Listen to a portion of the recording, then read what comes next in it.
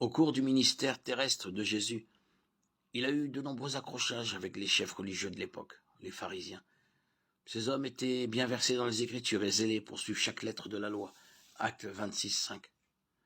Cependant, en adhérant à la lettre de la loi, ils cherchaient activement des échappatoires qui leur permettaient de violer l'esprit de la loi. De plus, ils faisaient preuve d'un manque de compassion envers leur prochain et étaient souvent trop démonstratifs de leur soi-disant spiritualité afin de recueillir des éloges. Matthieu 23, 5, 7. Luc 18, 11. Jésus a dénoncé leur comportement en termes clairs, soulignant que la justice, la miséricorde et la fidélité sont plus importantes que la poursuite d'une perfection basée sur des normes erronées. Matthieu 23, 23. Jésus a clairement indiqué que le problème ne venait pas de la loi, mais de la manière dont les pharisiens l'appliquaient. Matthieu 23, 2, 3. Aujourd'hui, la parole en tant qu'enfant de Dieu. Nous sommes appelés à lutter pour la sainteté. 1 Pierre 1, 16.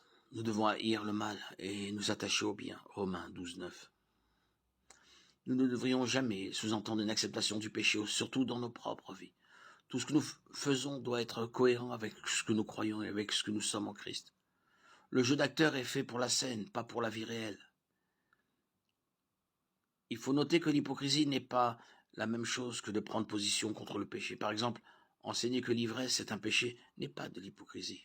À moins que celui qui enseigne contre l'ivresse ne se saoule tous les week-ends. Ce serait alors de toute évidence pure hypocrisie.